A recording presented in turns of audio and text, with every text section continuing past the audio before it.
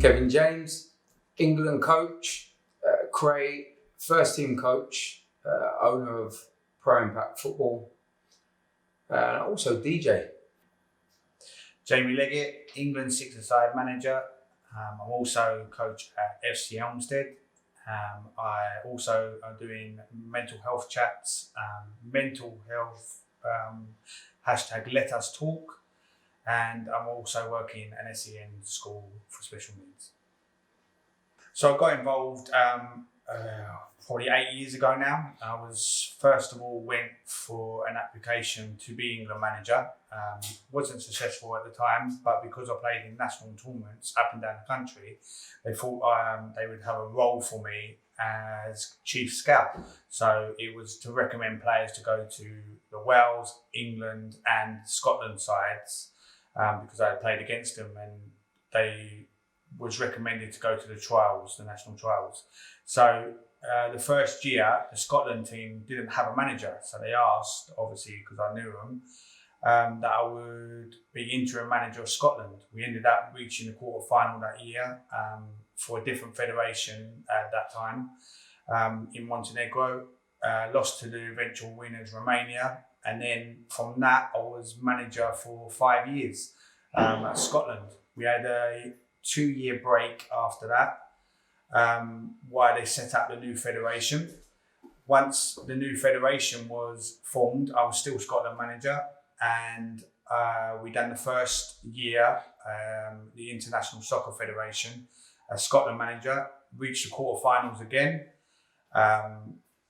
Then it became that the England manager was going to stop for various reasons. So they asked, obviously, logistically, would I be the England manager now? So yeah, I ended up being the England manager, done a couple of sessions, trial sessions, first of all.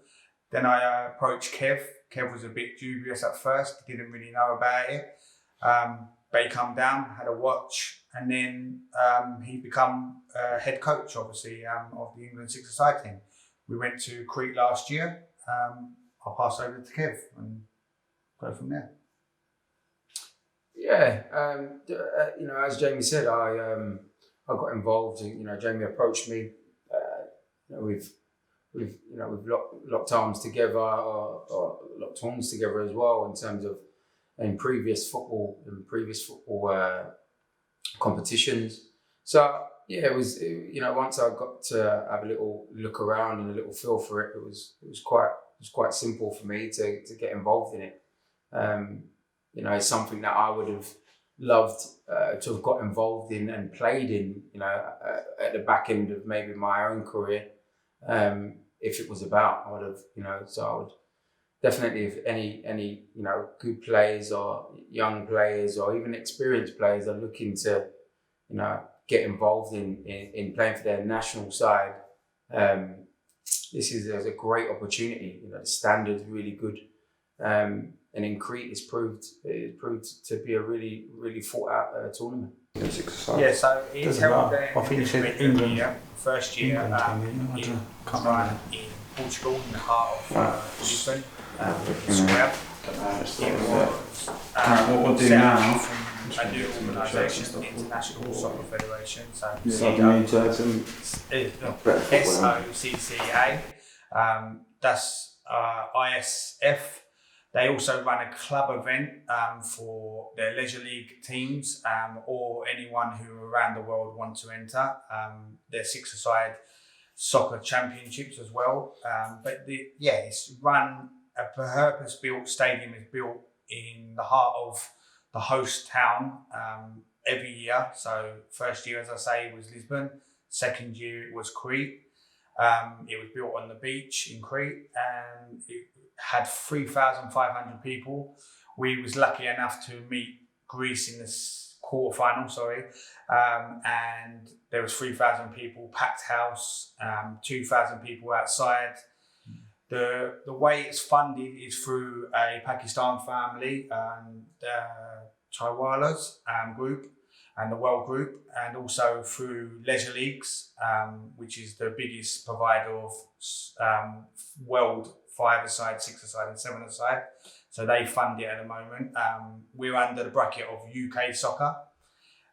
So that runs obviously England, Wales and Scotland, and they're funded through Leisure Leagues. They're always looking for sponsors, obviously, to make it bigger.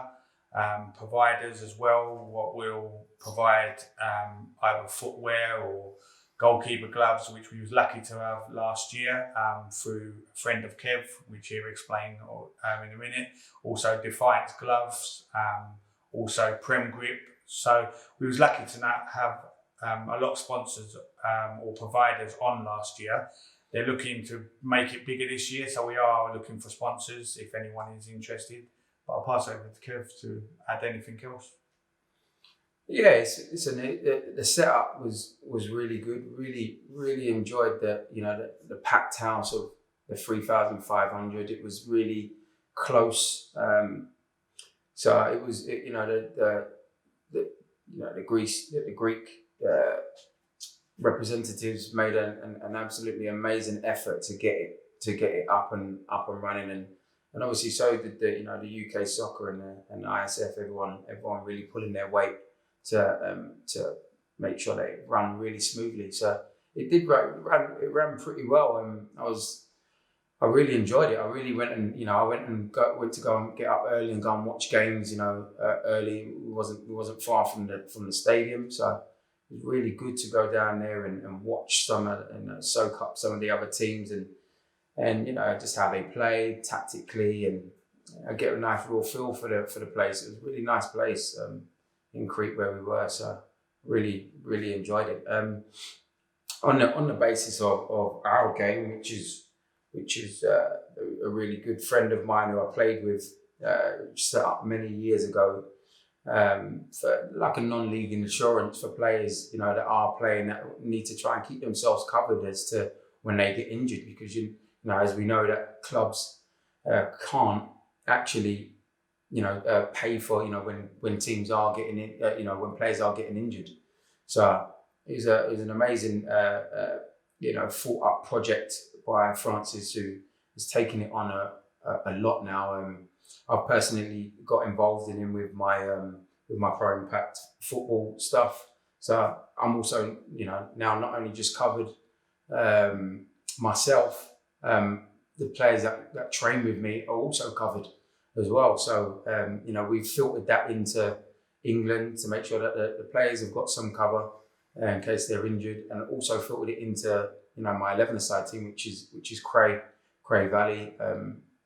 Francis is now on the back of our shirts, and he played a really important run up in helping the players get boots for when we played at Wembley in 2019, which was another really good experience. So so there's tactically it is different to 11-a-side football. Obviously, it's more compact. It's a quicker speed of game. And some of the other nations are well established in 6-a-side. It was new to me, so I admire philosophies which me and Jamie spoke about in terms of how we wanted to go and play. But actually being out there and then seeing the different sort of tactics and strategies some of the teams using were quite phenomenal. So it was easy for me then to watch games and then slowly implement through the qualifying round, through the group stages, should I say, how we was gonna, play, or if we was gonna play against a certain team, maybe we might look to counter, or we might look to look after the ball a little bit more for longer periods. So tactically, there are teams that have got their own real styles of play. Russia had a really good interchange with their players. 5 minutes on, 5 minutes off. That was literally everyone. They changed it around. Romania were quite aggressive in their play and being able to block from certain set pieces. So it was really interesting, and they are tactics that are transferable. I really like the six-a-side because it's, I can take that sort of style and put it into the 11-a-side, and vice versa as well, because the transitions are really quick. So I've learned a lot from it, and it's now helped me to take my coaching onto another level as well. Yeah, now obviously I've been around it for 7 tournaments now.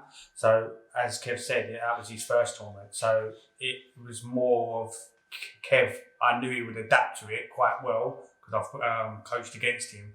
And I've said in many interviews as well that I regard him as one of the best coaches around. So I knew he was going to adapt to it really well, and that's why I wanted him on board in the first place. But obviously it was trying to implement it in training to some of the lads what had never been before. We only had one from a previous tournament, and Kev obviously hadn't been to a tournament as well. It was trying to implement what I know was going to happen, and I don't think they really knew that was going to happen until they actually see it. So it was good trying to implement it, but we was looking forward to this year. Obviously, they've seen it, they know what was going to happen, and now we could have gone on to another level, I feel, adding obviously players into it and them learning quite fast to the existing players. So really looking forward to it once we get back into it and build into the next tournament overall, really. But I knew it was going to be at that level because obviously I've been there before. So it was maybe a culture shock to some players. Didn't think it was going to be that level, but it's his own sport. People think just because it's six-a-side or soccer, as we call it, it's, just because you play 11-a-side, you can play six-a-side. It doesn't mean that. It's completely and utterly its own sport. As Kev touched on, he turned around and said, you can take some of your 11-a-side into it. You can take some futsal styles into it. You can take 5-a-side and 6-a-side into it. So it's all as its own sport, all brought into one for soccer, basically. Okay, from Crete, we've got 9 players left from the current squad. We were planning to open it up for trials in the whole of the country. We're going to be based more in Birmingham, so it's the middle central of the UK. So it opens it up to anyone from obviously Leisure League's the main provider, and also players what were going to be recommended from myself, Kev, or some of the players might be recommended now they've been at the tournaments. So player-wise, coming into it, as I say before, there was only one player who had been there from Lisbon. First year, which was Dean MacDonald. He knew what it was going to be like. He obviously has been an ex-pro in the Championship with Ipswich, played for Gillingham as well, and a few other clubs, obviously been around the non-league circuit as well. Very good player. Suits his style completely and utterly now that he's not actually playing 11-a-side no more. So him 6-a-side, he enjoys it thoroughly. He's known obviously Kev for many years, so getting Kev on board was a big thing as well to obviously keep Dean on board as well. Ahmed Abdullah come in, he plays for Whitehawk. He was on fire at the end of the season before it got shut down. I think he scored 12 goals in 7 games, something like that, from midfield. Plays in the same league as obviously Cray Valley. He's rated really highly in the non-league circuit. He adapted to it so well. Very, very good player. For me, I've said it, and I don't mind the boys if they do see it, obviously. But I think he was probably standout performer from the ones what it was their first year, adapting to it really, really well. Helgi come in as captain, great leader, plays in non-league with Whitehawk, but I've played against him many 5 and 6-a-side, Whiteley, sorry. And he led us really well. He was a rock at the back with Kashani Samuels and Tyrone Sterling as well. I can't speak highly of all the squad. What I've stayed on board. So Henry Mabridge, Joe Mann was superb. He knows he's got to work on some of his different styles, because goalkeeper is massive in 6-a-side. It's probably, when I said it at the start, people didn't probably understand it, but it's the most important position on 6-a-side for me. So Joe was excellent, saved a penalty in the quarter-final. We didn't let a goal in up until the quarter-final, which was a record as well. And that's obviously the whole squad. What's left? I don't think. AJ, unbelievable as well, and Ansan Hero really was unbelievable in the quarter-final against Greece. Bagged himself a goal as well, which I know he was really proud of, because he was in front of all his family who had come out there as well. And I think that's it. Who the players what are left, apart from Tots. Tots, unbelievable talent, and he's only going to get better and better in 6-a-side. Plays 5-a-side on a regular basis, but he's only going to get better, and he's a name to watch in the world, I think, at 6-a-side once he adapts to it. Only 21, so he's got years of this playing, and I think he'll be a star in the future. I'll pass over to you. Yeah, I thought we had a really good balance of players, and the ones that have left, I feel that they've really proved their worth in terms of staying on. They listen, and they done their best to adapt to the different tactics and information being thrown at them. Because like I was saying, I was going down and watching some of the teams and being able to see it live, and not that I was taking their style of play. I still had my, we had our own style of play, but implementing small things game by game, just to help with, for us to get results. And like Jamie said, it proved in it, and some of it really worked, as we didn't concede a goal up until, the quarterfinals. Didn't concede a goal up until the quarterfinals. We lost 4-3, but 3 of those goals it was all of the goals, wasn't it? All of the goals we had, we had 4 players and the outfield players on the pitch. So it proved that, when we had all our players on the pitch, we were defensively, we were in the right shape. And we proved that we could score goals as well. It's just unfortunate we had those sin bins. But something that we can learn from and go forward with the player, definitely with the reoccurring, the players that are still there. So there is a huge amount of pressure. If you think about playing in front of 3,500 on top of you, making noise. Greece were the name because they were the hosts, and then after that, a lot of people look towards us as England, and then you look at the previous maybe winners. So there would be definitely huge elements of pressure on the players. The atmosphere is intense, really intense. I kind of made a combination with comparing it to being at Wembley, because I was at Wembley in the same year as that World Cup, and that was intense. The atmosphere was intense and new for the players. So it was good to see the response and the attitudes, of most of the players, and how they reacted to that pressure, because they ain't used to, there's only, like we touched on, Dean McDonald is the one that's played in the Championship. So he would have been exposed to some forms of, some more forms of higher pressure, should we say, where there's cameras on you and such. In this aspect, there was cameras on the boys as well, because it was live on YouTube, and being filmed and broadcasted throughout the world. So the attitudes need to be really, really good, and what we try to do is make sure that the squad are together, That's the main thing, is that everyone is together and pulling in the same direction. And that just, that brings about a good continuity and a good consistency with the players, and they all understand where, me and Jamie are coming from as a management team, and then they all understand each other's roles. So it makes it a good way to go forward. And speaking of going forward, we're just looking to add to what we've got, add more quality to what we've got. I feel we've got the understanding, so adding that little bit of quality and more maybe experience, maybe a little bit more experience in terms of their playing ability going forward will be definitely something that we're looking to bring on and move forward to improve. Yeah, no, Kev covered it quite a lot. Obviously, they've got to be quite disciplined, obviously, on and off the pitch.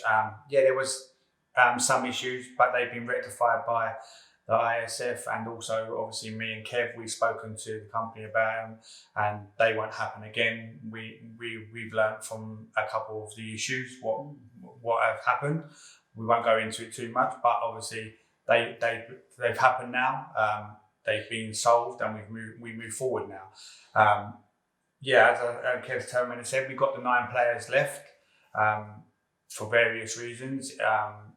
Only 9 are left from that. That doesn't mean they're obviously going to be automatically back in the squad. If there's other talented players on the field as well and off the field, as I say, they're disciplined and they're listening and they're learning, are on board. That's what me and Kev want. They've got to have some ability, but they've got to have the willing to learn this game as well. Obviously, the 9 players gone. I'm sure they all want to come back and experience that again.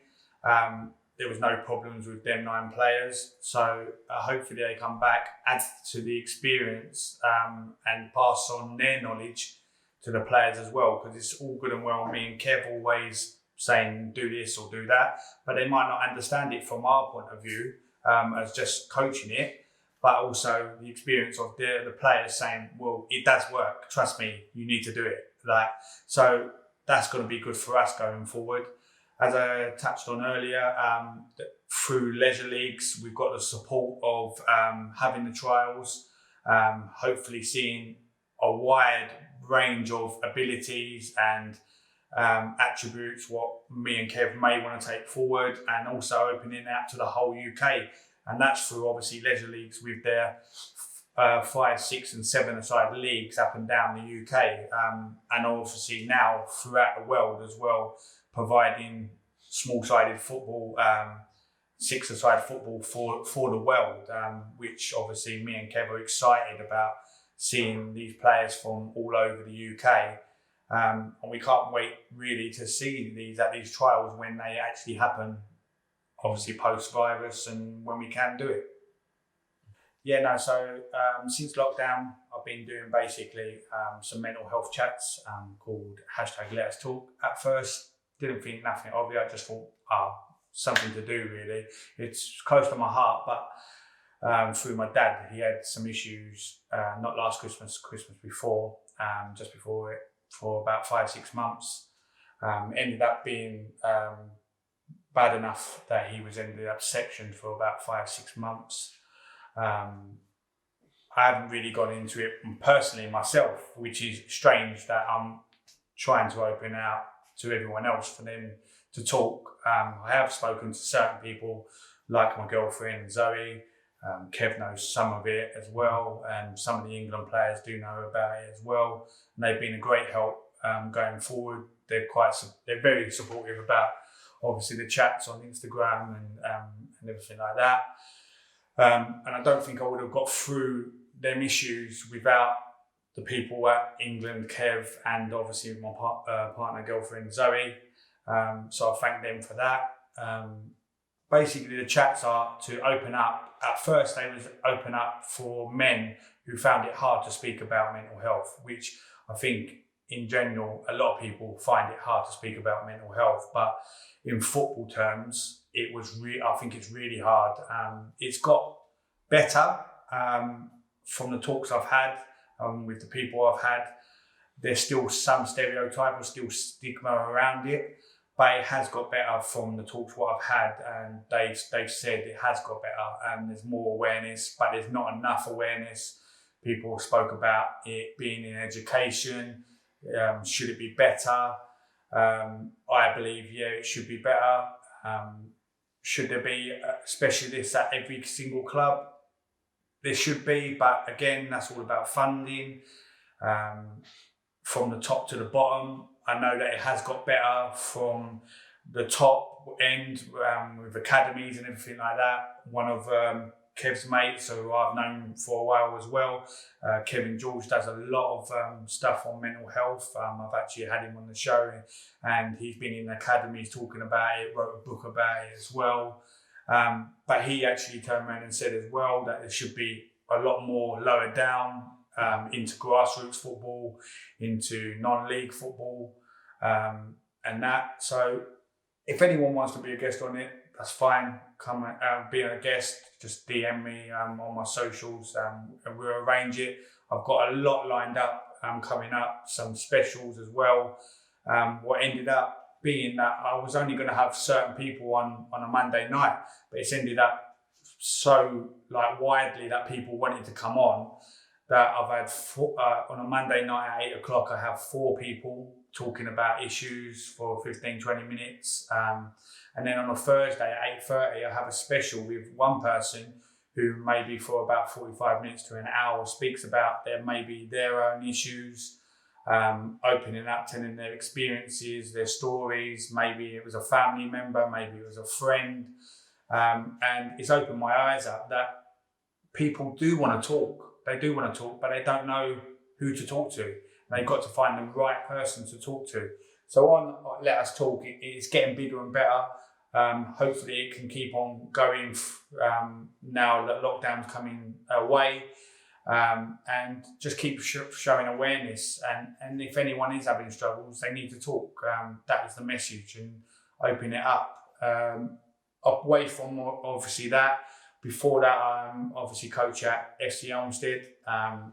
I actually was coach at Crowborough at the start of last season.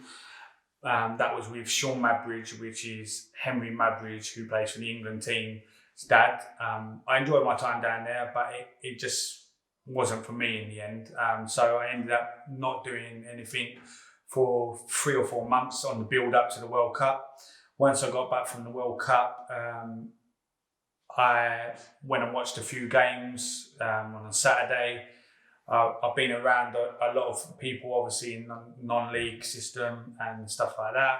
Come and watch Kev at Cray Valley. Went and watched Elmstead as well, with the manager Enyo there, who me and Kev have known for many years through Dulwich Hamlet and obviously Junior and Gavin.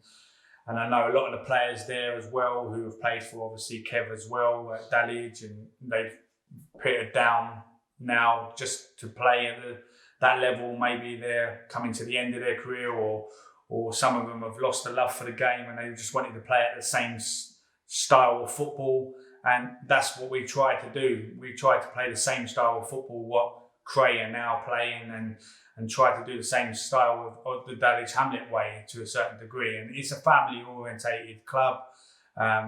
Fabio and Paul, who are behind the scenes, they do so much for the club away from the pitch. Makes our life very much easier. And obviously they've got big plans for the future. They're ground sharing at the moment. Hopefully in the long term they want their own ground. I don't mind them. I don't think they mind me saying that, but we couldn't do it without them behind the scenes as well. So he's a great manager as well, Enyo, to coach under. And also, obviously, his brother Jerry's assistant, Dominic Weston, is down there coaching as well.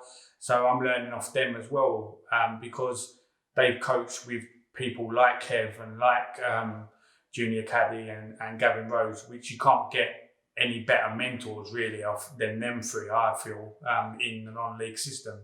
So to learn off them is great for me as well. Apart from that, on a day-to-day basis, I work at SEN school, which I thoroughly enjoy. I've been doing that for the last 2 years at the school I'm at now. Before that, I was at another school for 10 years. So I've been in that sector for 12 years now. So I thoroughly enjoy that. And obviously, everyone knows I'm a football man. That's probably my main love, really, if I'm being honest, apart from obviously my girlfriend and that. Away from that, I'll go and watch any game in the week. You'll see me at most non-league grounds around the southeast. Kev sees me a lot of the time as well. Obviously, I'm doing the England Sixes as well. So that's a lot of organisation as well for training last year.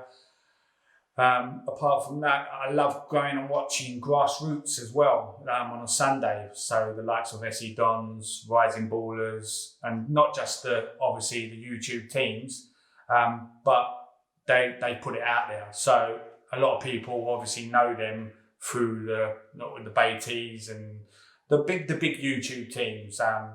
But watching a lot of other Sunday league teams last year with the Portlands, the Kenningwells, the Orpington and Bromley League, the Vistas, the Bickleys, the Hatchams. I could keep going on. The standard of that league is so high. People don't obviously watch as much of the Woolwich and Eltham League, but there's very good teams in there. In obviously Wellington coming back into it this season, who I know a lot of them. And they're a very good side. I know they want to defend their title, which they still got because of the lockdown. Obviously, UTR might have something to say about that as well, and other teams in there as well. A shock, one of the teams I loved watching last season was Blendon, with Billy Bennett and a few other players. What I know, Greg Bembo, he's played at Cray before, and they had so much heart and determination. The game against SE Dons was one of the best games I watched this season, apart from the Portland game, not standard-wise, but entertainment-wise, and the crowd coming out against, in the quarter-final of the Sunday National Cup. It was unbelievable, the atmosphere and everything like that. And I feel grassroots football and Sunday football is growing so rapidly. It's so good to have people like the SE Dons and the YouTubes promoting it and getting it out there, but it's also the standard of it is so high now, and it's good to watch. And if we know obviously a lot of the players in it, but if they can get recommended or they can adapt their styles as well, they can come to the trials as well. Me and Kev have spoken about it, a few players what we know of from Sunday League, we might not have known from Saturday football that much as well, that have shown on the pressures of camera as well that they can perform. So apart from that, yeah, that's me really. So if I start, I don't know how long we've got to this. It's a long story. It's a quite long story, but I'll try and cut it as short as I can. So my love for football started with at Marvel's Lane Boys Club. That is where I started my football. Really thankful to the coaches that were there week in, week out, helping us along. Had some really good talented players that I played with at that age, at under 10's age. I then got into professional football at the age of 15 I would have been, was my trial at Charlton. They were only looking to take on 10 YTSs, which is what it was called then, which is now called Scholar. And I ended up being the 13th. So they wanted to take 10, but I ended up, managing to get a contract, the 13th one to get a contract. So I'm really, again, grateful, really thankful for that opportunity that Charlton ended up giving me. We had an amazing coach in Terry Wesley, and then an amazing bunch of first team players, which I think if it wasn't for them, I probably wouldn't have been able to push on in bits of my career. Not that I had a huge career in football, but it taught me a lot, and they taught me a lot. They helped me mentally, socially. So it was quite amazing experience. Players like Carl Lieber, Keith Jones, Paul Mortimer, Sean Newton, Richard Rufus, some really inspiring players, Mark Kinsella, Steve Brown, and then the coaches of Keith Peacock was really vital. And Alan Cobishley, obviously the manager at that time, Mervyn Day was the assistant. So really fortunate to have had my grounding at a club where they were given opportunities. I had the likes of players around me, which was Kevin Nichols and Kevin Lisby.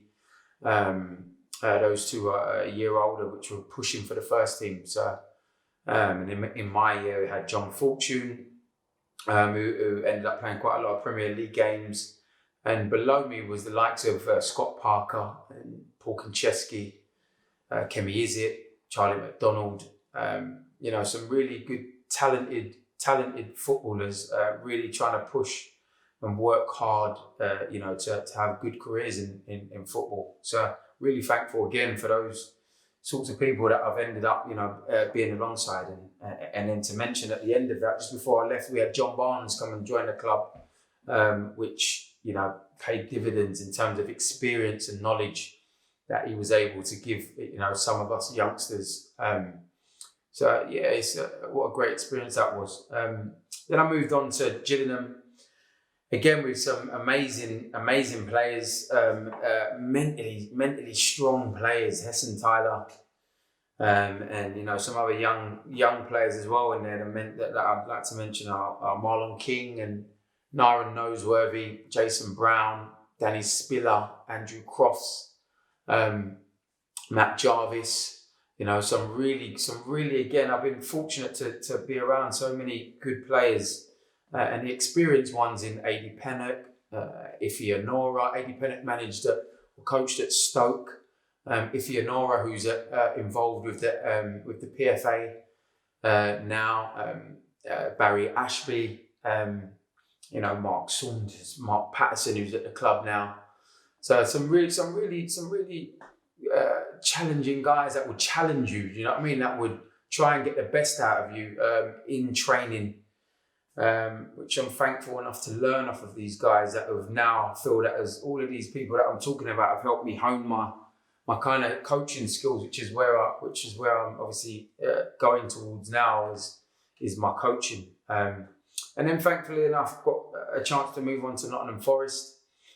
Got coached by some of the Champions League winners, some phenomenal people there. Unfortunately, that wasn't, quite a positive. It was positive in terms of the characters, but in club-wise and performances-wise, it wasn't what I expected and where I think the club expected to go. We ended up getting relegated and had a host of amounts of different managers throughout the 3 years that I was there as a player. But managed to go and link up with Paul Merson on loan at Walsall, which is really a really good experience. Again, we got, like to say, we got relegated again, but what an experience to be able to, Paul Merson obviously played for England, be able to get some knowledge and look at his coaching styles alongside Mark Kinsella, which he knew me of before as well, and Simon Osborne. Getting knowledge from all of these people was, has paid dividends and to what, how I coach and stuff today. And then some of my personal life, I've got 2 kids, which highly blessed to have 2 beautiful kids. And then had a really good support network of family, got a really huge family, which along my journey, which I've spoken about, has helped me develop as a person and as a man. So really thankful to all of those people that have been involved. One of my good friends is Jermaine Pennant, who's had his difficulties on and off the pitch, but what a good professional. He's been, we've been like brothers. We've been like brothers for a long time. Lived with him and when I went on loan to Walsall from Nottingham, I ended up living with him, and he was at Birmingham at the time playing under Steve Bruce. So I had some really good times in that aspect. Going on to bits of my coaching. So then my coaching kind of started as I kind of started falling So I fell out of the game just a little bit. I had a lot of injuries throughout my time, which in some aspects were good for me, but in some other aspects really mentally challenging. And I do say to some of the young players, when you do get injured, it'll be one of the times that will really test your resolve as a person, because you've got to sit and watch football games going on and watch people train. You've got to come in and sitting on the treatment bed, and you just know that you've got like a few months until you can even get out and run. So that, if you're a lover of the game, it's a real test. So as I was falling out of the game, I managed to bump into two guys that I'd been around for quite a while, which in Junior Caddy and Gavin Rose, and they offered me a chance to come and coach at Dulwich Hamlet and get involved with the Aspire Academy, which has been phenomenal over the years. I can't explain how much these two guys have mentored me and given me a pathway into coaching. They've offered me a real way of how to express myself as a coach, and allowed me to still play as well and be involved in the Dulwich Hamlet team. So really thankful to them massively. Some great years there. 8 years at Dulwich Hamlet. I ended up playing over 200 and something games, and scoring about 35 goals, playing in central midfield, which kind of have to be kind of proud of in some aspects, because throughout that time there's a host of young players that have come through that we ended up pushing from non-league football as it is. And as it was, quite low. We started with 120 fans and then ended up now, if you see Dulwich Hamlet now, people look at it and go, well, it's a massive non-league club. But 8 years ago, there's 120 fans, which now is 2,000 plus, which is testament to what Gavin and Junior's philosophy around the club have been. So with getting involved with the Aspire Academy, I was able to help bring those players through. The likes of, I'll mention some of the names that people might know now, which are Ethan Pinnock, who is now at Brentford. Amazing talent, humble boy. Erhan Otsuma, who is now at Charlton. We moved him on. Paul McCallum, another really good talent. Michael Chambers.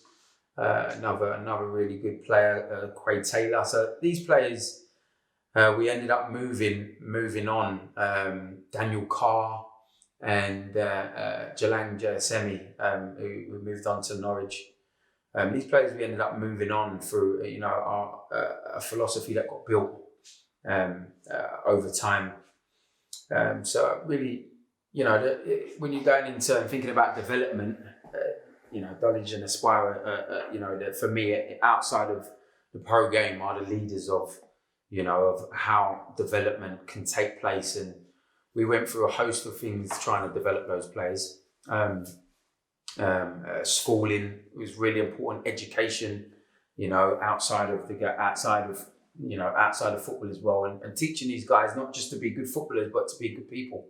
Be good people on and off the pitch is where and the direction is that is how trying to build life, because you talk about football only has a short career span, so you still need something after it anyway. So that's something that Aspire tried to provide in pathways, which is now then brings me on to Cray, which is where I'm trying to build a similar mould in essence. The successes at Dulwich were fantastic, winning the league, getting promoted, playing in the playoffs, and then having those players go through the ranks, and now looking at them, which is now at Cray, which is a mould in terms of how we're trying to progress as a club, and we've done some good things in the 2.5 years. We won the leagues, and as soon as I ended up coming in, we finished from 16th to 6th in that first season. I came mid-season and finished 6th. The second season we won the league. And also went and played in the Vase final at Wembley. Kevin Watson is the one who gave me the opportunity to come here and coach. him and Tommy Osborne, really thankful for them, and thankful to the owners that are here. They've allowed me to again express, the way how I see football played. And on top of that, Kevin Watson, who is, he was in my youth team he was a year below me in the youth team at Charlton. So we had a good relationship. So I've also now with him working at a school, which has helped with my coaching. Doing covering lessons and also mentoring the kids at the school, teaching them life skills. I teach life skills for a year. So it gave me a different perspective of life. I'd never done a 9 to 5. So, you know what I mean? It was a massive change, jumping into a 9 to 5 and see how that really works, and really seeing how teachers really put themselves out there to help these kids learn every day. The work that goes into teaching them is pretty phenomenal. It's given me a nice insight into teaching and into the 9 to 5 kind of role. So with that is where I'm at. So going back a little bit into Pro Impact football, that started in 2010. So that kind of ran a little bit alongside what I was doing with Aspire. It was set up by myself, John Fortune, and Paolo Venazza. Paolo Venazza and John obviously played Premier League football. Paolo at Arsenal ended up playing Champions League football in the likes of Vieira and Petit, which broke out some top international players. So those two kind of veered off after a couple of years into agents, working as agents. John was still playing a little bit, but now he's gone over and started working closely with Paolo. So I still work closely with them to this day. Speak to them, nearly every other day. So Pro Impact football kind of turned it into, on my own now, into more so one-on-one coaching to help hone in and develop, youngsters and aspiring kids that want to make it into the pro game. So that's Pro Impact football. We just do our best, work closely with parents in terms of, and try to work with and speak to the clubs as well, because you don't want to send, although you're trying to hone these skills of these youngsters, they're also getting different information from their coaches at their clubs. So I do try to get involved as much as I can with some of the coaches at the clubs where they're at, so that we're all singing off the same hymn sheet at the end of the day. So that's Pro Impact football. That kind of brings us up to date with where I'm at. Also have just a small involvement, should I say, with SE Dons, because my brother is now the head coach at Aspire. So he came through while I was at Aspire, and he's now head coach of the 18s and first team coach with Dulwich. He's obviously coaches the SE Dons, and then my cousin's Mitch, which he's on the team, and Ryan King Elliott, who plays in the team, and then also Jack Tamutis plays in my Cray team, and plays for the SE Dons. And then you've got the likes of Big G, who I know quite well, and Don Strapsy. Massive congratulations to what they've done, SE Dons, within the grassroots level of football, to now bring it as a football on stage at that level worldwide. Is quite phenomenal. Really, really impressive what they've done, and I love being involved and talking to them every now and then in terms of how they're getting on, how they, what the stages they're going through. Some really exciting things coming from them. So definitely people be watching out for what the SE Dons have got next. And also with that, I work closely with my brother in terms of music production, which not a lot of people know about. In terms of myself, I've DJed since I was 15. My dad's a DJ, been a DJ before I was born, so it's something that I've taken on for the family. Music's really heavily in my family. My uncle is one of the best UK reggae artists in Maxi Priest, which is my mum's brother.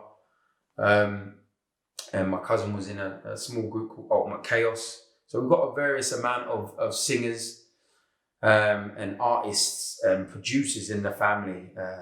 LB, he's in D Block Europe, is currently making a real good name for himself. So, the production side I got involved in probably when I was about 18, made my first track, which went out on a compilation by DJ EZ. And then from then I started teaching my brother JR how to produce, and he just taken it to another level. He's done some amazing stuff, some amazing production with some really good up and coming UK artists, and obviously he's done loads of stuff now with Don Strapsy. Which has now been passed and starting to get passed down to my son Cameron. He's now into music production, so it's nice that I'm able to pass down these skills to the kids, and he's loving it. And there's some big things to come from him in terms of some artists and productions that he's going to be working on and with. So that's pretty much me in a nutshell, as quickly as I can put it. Obviously, got to always stay thankful for my parents. They're the big standoffs in where I am. They've supported me every step of the way and allowed me to express who I am as a person. Support network, as Jamie touched on, the mental health and stuff, that is so important. That people do speak, and I'm looking to get involved in as much as what stuff that Jamie's getting involved in the mental health. We spoke about Kevin George, who does amazing stuff with psychology. His book is out, a really good book, really well thought up and put together. It took a lot of time and effort for him to get that together in a way that people can really understand it, where players and feelings and emotions get involved in football. But it also touches to life as well, because mental health is a part of everyone's life. So yeah, I'm looking to get involved in as much as that as possible as well. And then also I mentioned before our game with Francis Duku, amazing stuff, and we're all trying to just pull together to try and make sure that at grassroots level, there is a support network for players to be able to help themselves, have insurance so that they can support themselves. So having these platforms now, for me, is really vital in the growth and the development of people that are trying to move forward in football and obviously in life. That's been the interview. I'm Jamie Leggett. Thank you to Michael for getting me on the interview. Hopefully everyone has seen what England six-a-side is. If you want to get hold and have a trial, you can get me on my Twitter handle of Jamie Leggett 1 on Twitter. On Instagram, it's jamie.leggett, LEGGETT 1985. Also, obviously, the chats on mental health are on YouTube. If you want to go and subscribe or watch the past interviews, you can, and that is mental health #LetUsTalk. Also, if you want to be a guest, obviously, you can catch me on my handles as well. More than happy for anyone to come on. We'll schedule it in. So thank you for everyone for watching. Thank you England six-a-side again and Leisure Leagues for giving me the opportunity to do something I've loved for the last 9 years now. And hopefully with me and Kev and Leisure Leagues, we're going to build it. And hopefully in the end, everyone's goal is to win the World Cup. I'm Kevin James, thankful to Michael at Brownie's Sports Photography. If you want to get hold of me, you can go via the England six-a-side, which Jamie's said earlier. Or if you want to come directly to me, you can reach me on Instagram, KevinJames318, or at Pro Impact Football is the other Instagram page that I have. Thank you.